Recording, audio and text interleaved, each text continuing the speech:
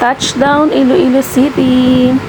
So, dumating kami sa Iloilo City ng hapon. So, dito kami sa Style Residences sa may SMDC magstay. Maganda yung nakuha namin na unit. So, pag open namin, meron tayo dyan na mini kitchen, tapos meron ding mini ref, 2 beds. So, kami ay 4 na magkakaibigan na magstay dito.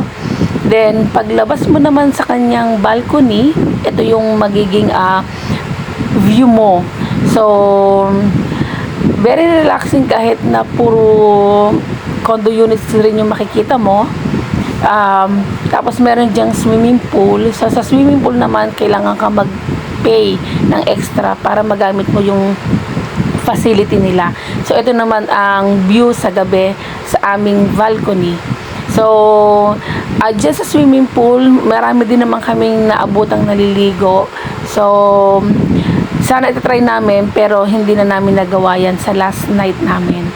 Tapos, ito yung first na lapas batchoy na natikman namin sa TEDS dito sa mayroong SM Iloilo City.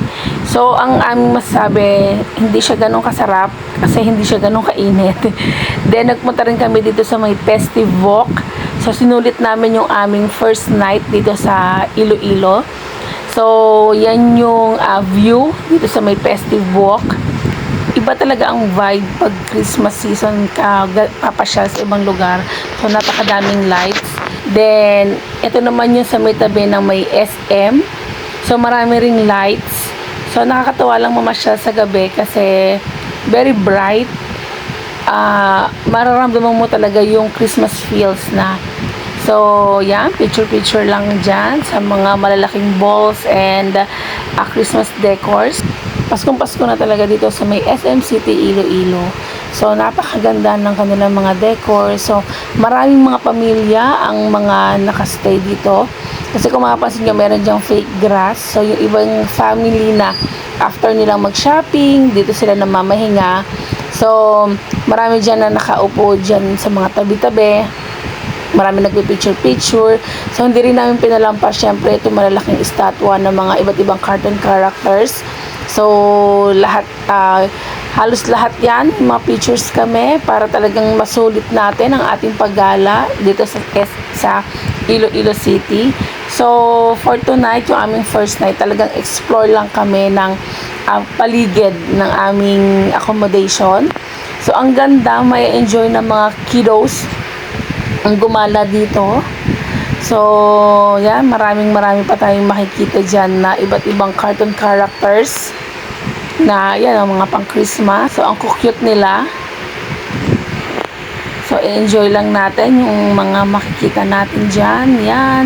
Second day namin sa Iloilo. So, ang ginawa naman namin ay nag-joiners kami sa Gigantes Tour. So, as early as 4 a.m., kinoon na kami sa aming accommodation. Then, nakarating kami dito sa may Bangkal Port ng before 8 a.m.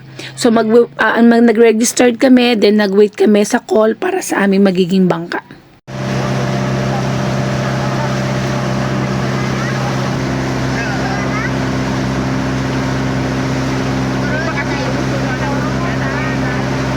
First island na aming napuntahan, itong Kabugaw Gamay. So, ito yung famous doon sa ibabaw ng bato. Pumupunta yung mga tourists para mag-take ng photos para napakaganda noong magiging background mo. So, itong island na to, napakaganda niya. So, very blue ang tubig. Tapos, sinabayan pa na magandang weather. So, yung sky is nagko-complement talaga siya dun sa blue color ng water. So, iba't ibang tourist ang pumupunta rito, bali per group, depende dun sa bangka. So, ang kagandahan, yung mga tourist guide ay pwede nyo na rin maging photographer. So, napaka-talented din nila. Alam nila kung paano magte-take ng picture sa mga guests para maging remembrance. So, meron din sila dyan puno. So, meron dyan na gagawin sila na ipipicturean ka sa gitna ng butas noong pinakapuno.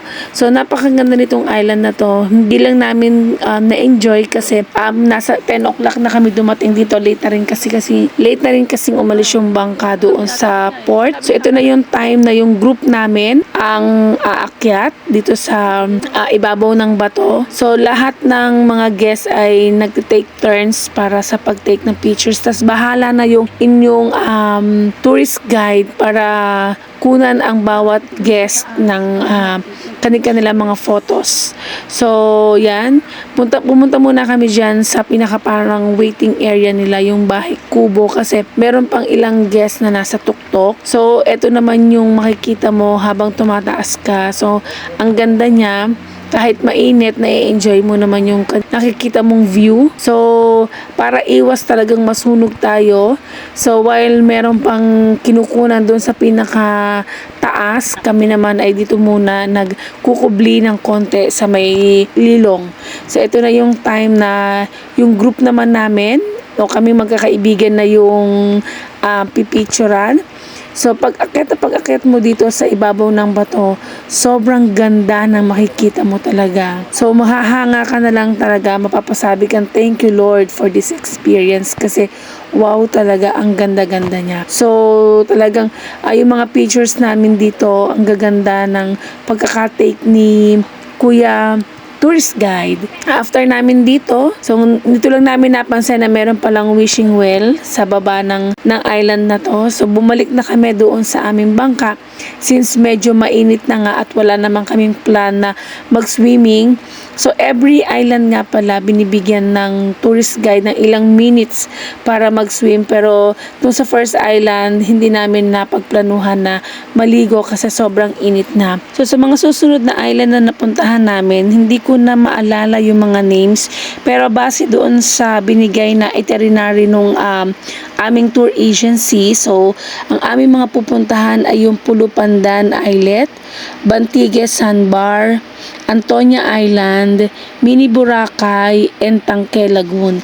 So ito pa yung mga ine-expect namin mga islands na i-visit para sa Gigantes tour na to. So doon pa lang sa paglipat-lipat sa mga island, medyo malalayo din. Especially yung first island na napuntahan namin. So, meron kaming 30 minutes from doon sa port papunta doon sa first island. 30 to 40 minutes ata yung aming tinake sa bangka para makapagpunta doon sa first island. So, ito na kami sa second island. Kung di ako nagkakamali, ito yung Antigua Sandbar. So, ang daming bisita nung dumating kami doon. At ang talagang ikaw na yung bahalang dumiskarte paano ka magkakaroon ng magandang picture, paano ma-enjoy yung island hopping. So this time si Tita Sophie pa lang yung nag-decide na maligo. Kaming tatlo pang magkakaibigan ay wala pa rin sa mood maligo kasi nga sobrang init ng panahon. Pero thankful kami kasi na-enjoy namin yung mga tung island hopping na to, kahit medyo bitin talaga sa pag-swimming kasi ang init na talaga ng panahon. So ito yung isa pa rin sa magandang napuntahan namin. So ito yung ang ganda ng rock formation niya. So mamaya makikita nyo, nandiyan ako sa ilalim ng mga bato.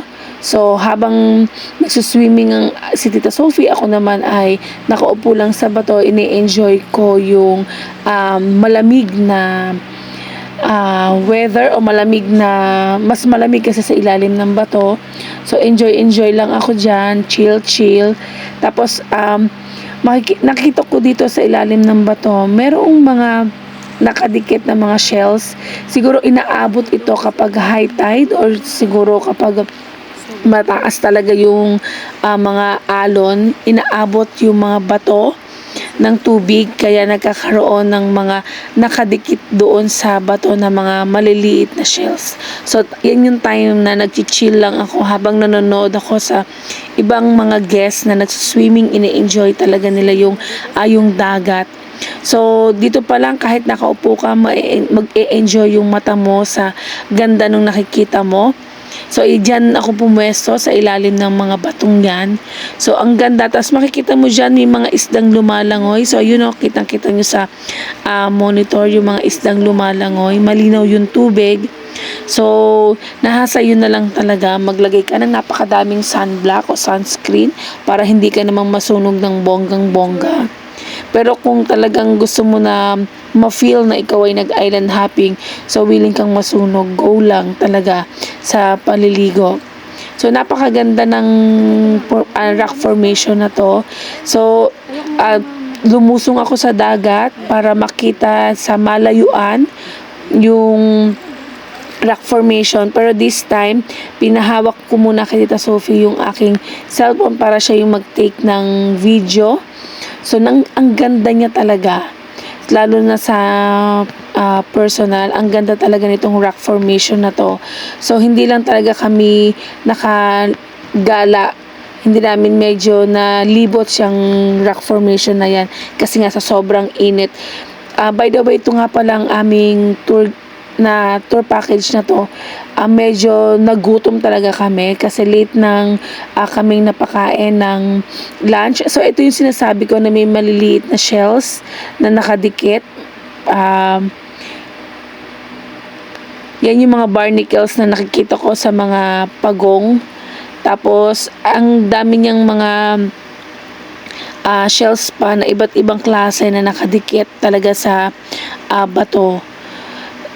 Tapos, yun nga yung mabalik ako dun sa lunch na medyo late na kami nakapag-lunch kasi during lunch time, per batch pa rin or per boat pa rin ang pagpapakain. So, kami ay na-schedule sa medyo late na talaga.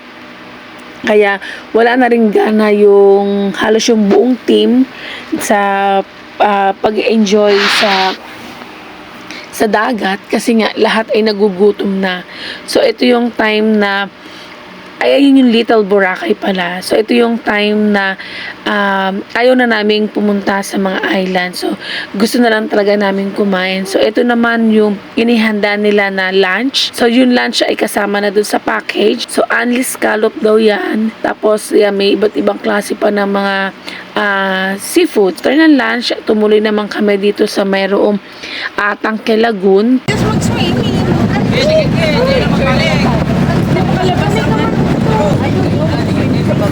Pang-limang island na natin ito ba? Dala kainan, pang-anim.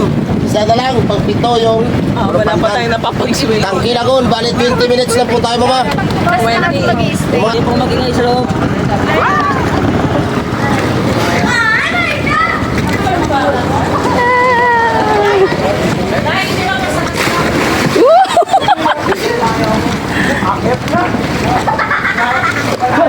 Parang naalala ko tol yung yung nag-Ilocos tayo. Nag-Ilocos tayo. Naalala ko yung nag-Ilocos tayo. O di ba umano tayo sa ganun na? Yung 100 islands natin. Si Ma'am Pearl kasama pa. Pag hindi pala Ilocos, Pangasinan. 20 minutes tayo lang. Ano lang ba yan? Kipad ba na?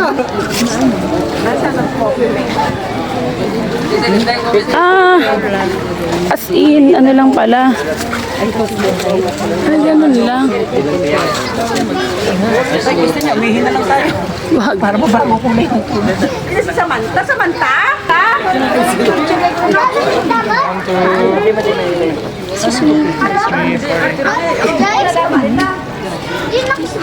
So, dito lang talaga kami nag-swimming. So, binigyan lang kami ng nasa 20 to 30 minutes para mag-swim. So, pagdating nyo sa Jordan Port, dito sa may Guimaras, kailangan nyo muna mag-register sa tourism. Tapos, after that, pwede nang mag-proceed kayo sa inyong tour. So, meron silang iba't ibang sasakyan na i-offer. First stop, dito sa Smallest Plaza. Enter tayo dyan sa Smallest. Isa ikutan lang naman yan eh. Ito lang Smallest Plaza. Ikutin natin ang Smallest Plaza dito sa Guimaras.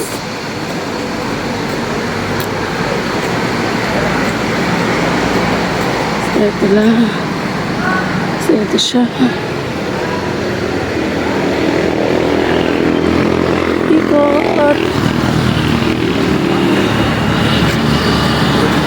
tayo ulit sa may entrance. Super layo nitong aming second stop sa Roca Encantada. So, nag-take kami ng at least 40 minutes para makarating dito. Ano sasama? Pag tayo nagpa-picture kay Kuya, hindi maalam. Tingnan ko yung picture niya. Picture lang talaga. Unlike yung sinusundan natin kanina, kino-coach pa ang post. Na nakikita ko naka 0.5. So, Roca Encantada. Ito na po ang mga Encantada. Ito na po ang mga Encantada ng Roca. Heritage, declared a heritage house by the National Historical Institute, August 14, 20. Oh, recent lang. The White House. Dito, Ada dito? 1910. Itong build siguro to. Binil siguro tong house ng 1910 pero dineclared siya ng heritage tour.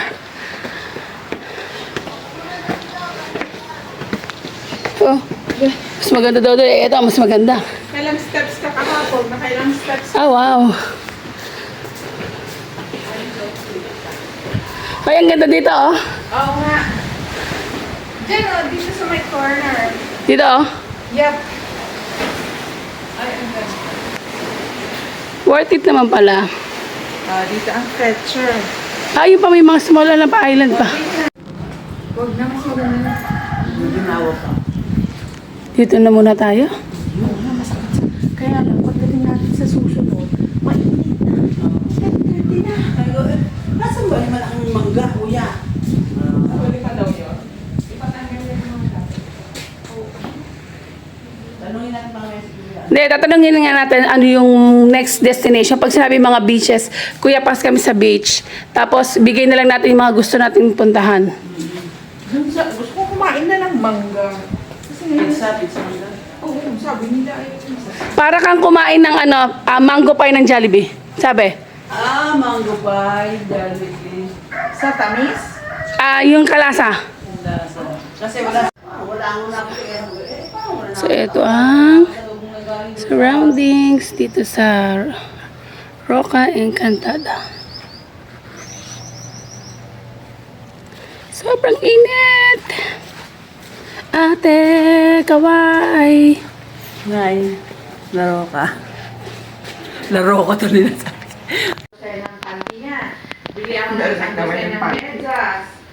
Ano ba yan? Nakalib ka na eh. Work pa rin? Ano ba yan? Nakalib, naka-holiday, pero work pa rin. Iba ka talaga. Pwede ka talagang maging outstanding employee of the universe. Yaya, maganda ba? Oo nga, maganda dito. Dito. Paumora. Nakaganyan. We're here at Navalas Church.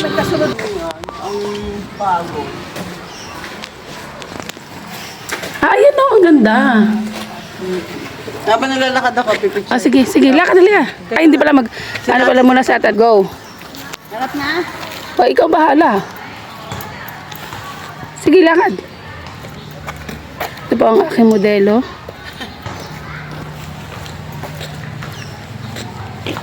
Oh, wow.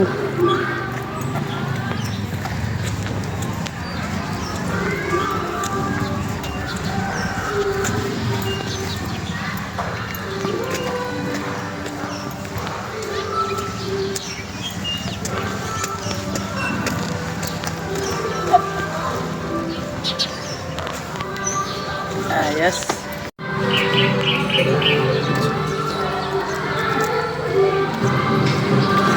Ang dilim ko ang payong. Ten Commandments. Yung araw naman din, doon na nakalagay yung pangkupana. Ito na, ito. Yung araw kasi doon talaga sa kaligid. Ngayon din, nakalimutan. Yung windmill. Oo, doon sa inyo. Nakilak ang dami simula pa doon. Buong Gimaras na yata ang... Isa lang sa inyo naman. Ating lang mga isa. Isa yan.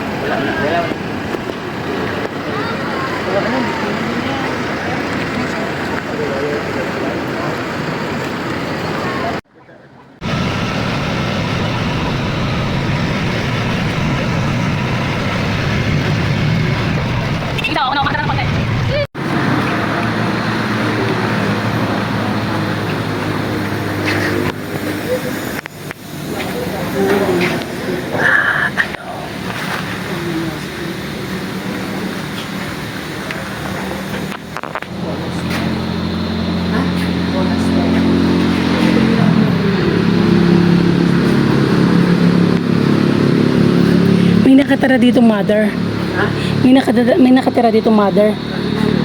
Tsaka mga sisters na. Under construction yung kanilang bell. Guimaras.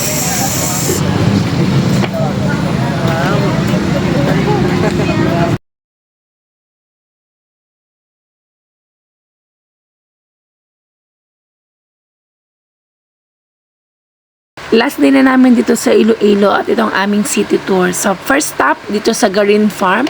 So, may enjoy nyo dito yung ginawa namin pag-hike papunta doon sa pilgrimage. Enjoy! Oh, tara! Akit tayo talaga doon. Yes, akit tayo there. Buti na lang na wala akong araw. May? Cart. Eternity. Yuyuko tayo. Walang ano. Ah, wow.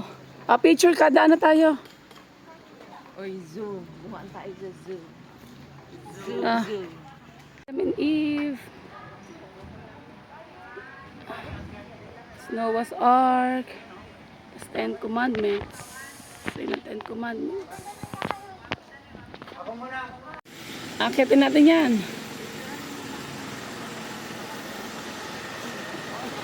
Yung surroundings. Parang ano, ano kaya yung ang taas ng ano yun, no? That one. Mamaya puntahan natin. Wow, yabang sa umpisa. Pag-alan lang natin tulad nung sa kamay ni Cristo Jesus. Bagal lang ginawa natin, di ba? Pwede dito. Pero alam mo, mas maliit yung akyat na to kaysa yung kay kamay ni Jesus. Pag ganun kasi yun. No, paikot yun eh. Tapos may mga stations. Pero kasi maganda doon. At maputi. Ayan, kanino to? Dito naman tayo. Nativity. Dito tayo. First station. Nativity, the birth of Christ.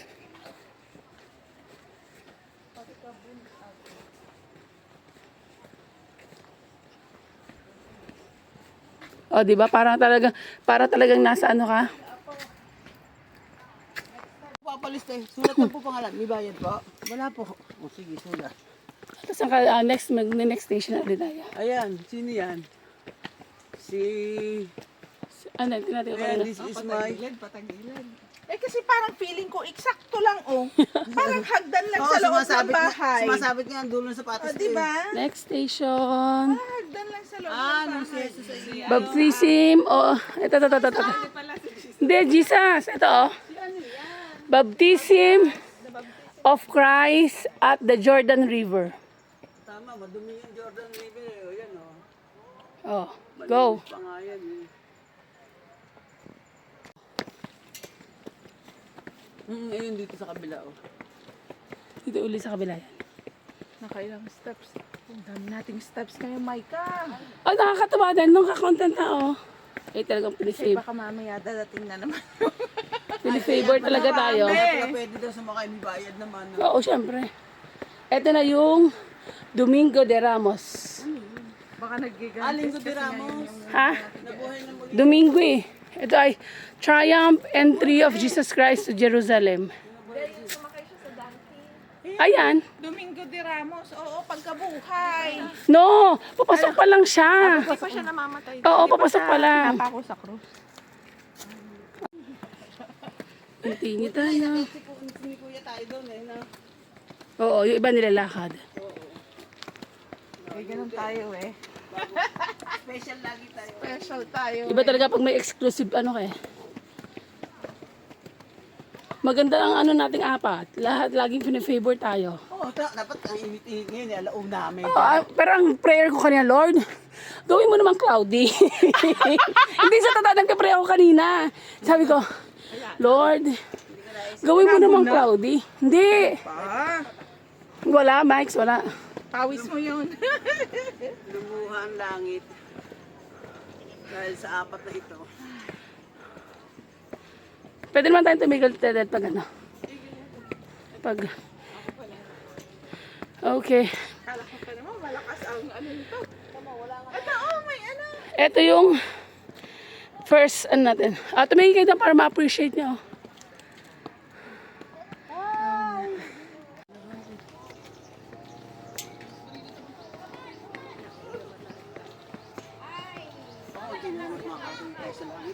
Oo.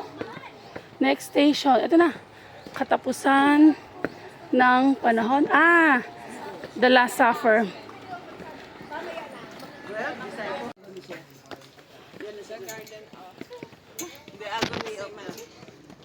Next station, Pasakit sa Hardin. Ito yung lumuha siya ng dugo. Jesus wept.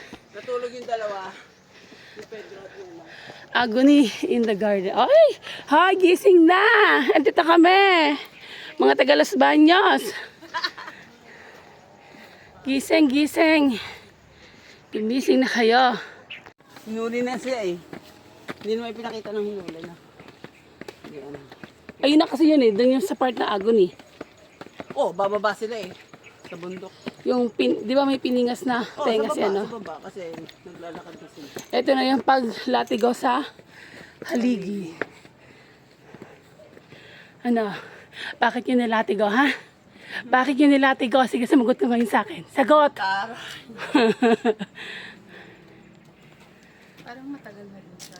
Oo, hindi na may maintain. Ano na siya eh. Ayun, malapit na tayo mapunta sa langit. Salamat sa Panginoon. Ay, ito pa pala, station. Ito yung ano na. Crucifixion na. Ay, ipapako na siya. Oo nga naman, paano siya mapupunta agad sa langit kung hindi pa siya i-crucify, di ba? Sa loob ba yun? Yes. Maari po ba kaming makasaksi ng crucifixion? Ha? Magpaalam tayo. Maari po ba kaming pumasok? Hindi kaya ito si ano? Ang Pedro. Oo. Nagkanulo ng 3 times. Ang daming mga marites, oh. Marites. Mga marites.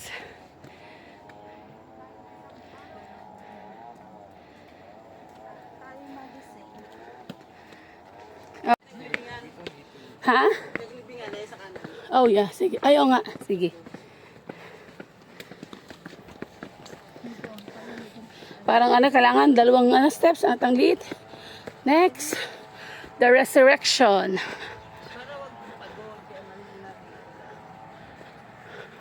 Yun na yun, ginulong na yung gulong. Ay, yung gulong, yung takip ng ano, libingan niya. Ay, nakabidyo pala. Yan na. Ito na. Ito na yung nagpakita na siya. Next station. Ascension. Ito na yung nagpakita. Lalo makapagod. Yes. Ayan ka na. Divine Mercy na ata tayo.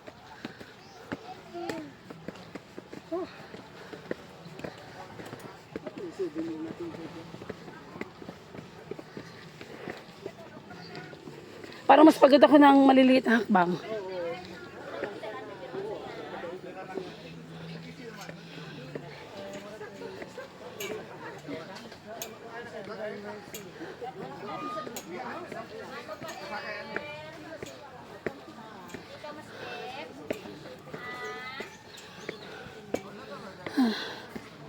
So we're here.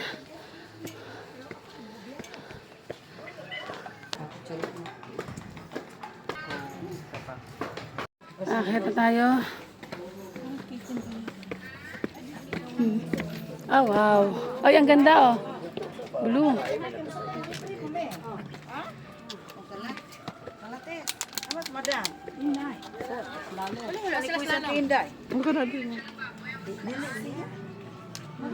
Excuse me. This way. Ganda ng paligid, oh. Ganda. This way daw.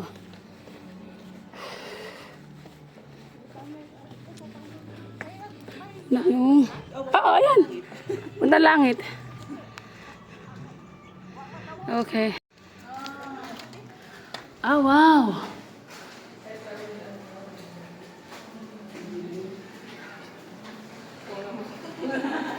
Uy, nasaan kayo?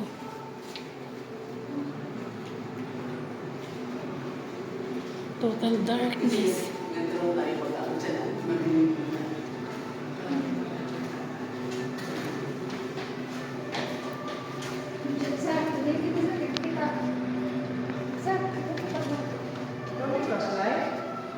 Oh, after darkness ay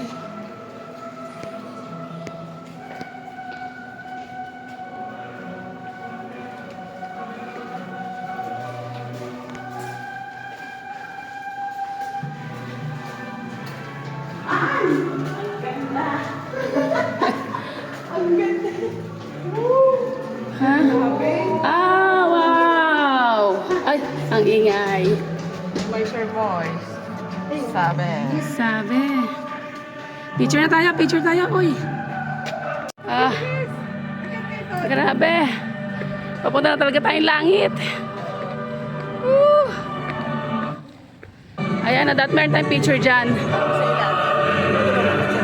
Oh.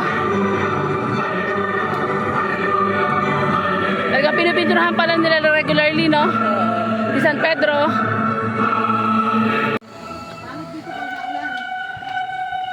Bye-bye, angels! Bye!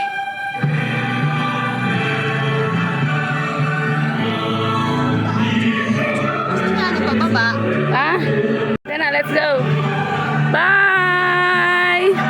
Back to the world. Moises, John the Baptist. Back to the world. Atala. Sige, sige. Sa gitna.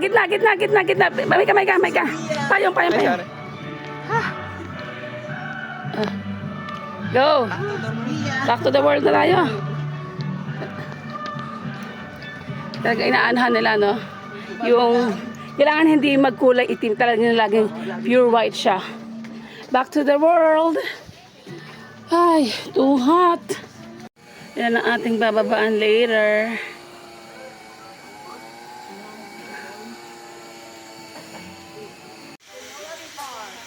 Yes! Let's go! Tama na. Doreen's Farm.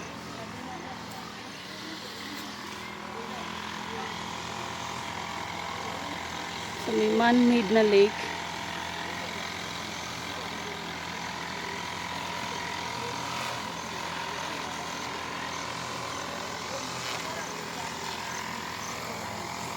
Tapos ito yung kanilang canteen.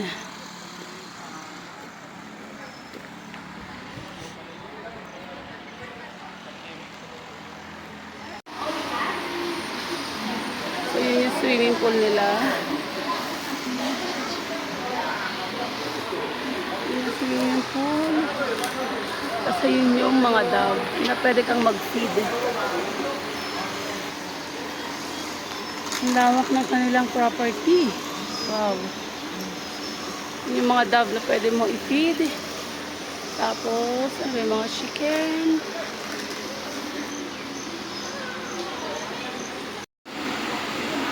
Ito yung canteen.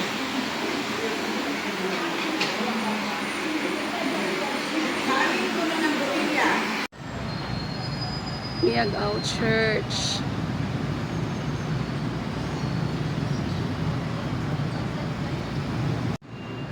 Yung loob ng Miagao Church. Lawak. Oh.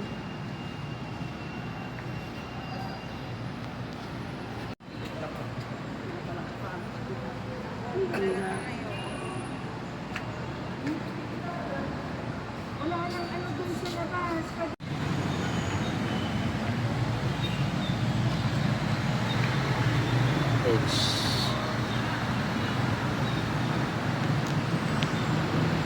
See, sometimes you don't smile without fear. Take your shots here. So may lady white lady passing. Oo. Ada na. White lady passenger. 100 years na, yung punong yan. Oo. Tingnan mo itaas. Kaya nga eh. Kaya pala hindi na dumami yung ano niya. This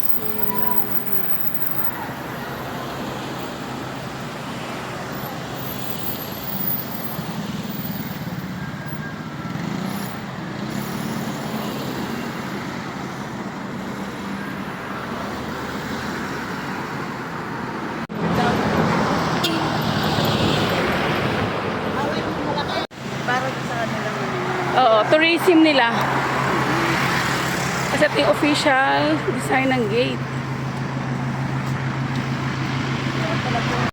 Modo Mansion. Sure. Maregalo. Ha? Regalo Pasko sa atin. Ah, ano? Parang kultura style. Oh, sister. Ang ganda ng ano. Ay, Mike's oh. Mike's earrings. Bet mo earrings. Puro ano lang pala dito. Oo. Oo. Oh, hindi yan ano, hindi yan Kamisa. hindi yan ano sale kasi wala yan sa SM. Uy, bibili pa maglalabas tayo. Oh. Molo Mansion.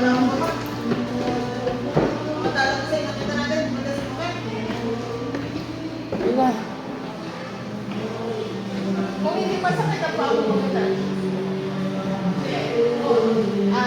Ah, may mga paintings. Ganda din. Pinatawag ko kayo, aking mga kababayan.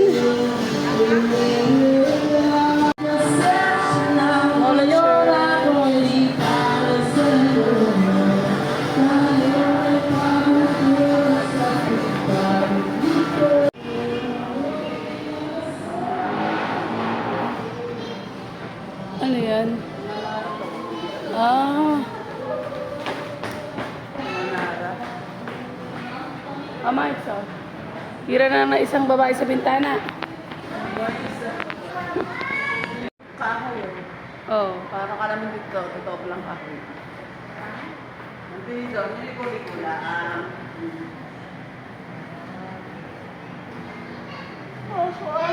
Okay, magpapalit din.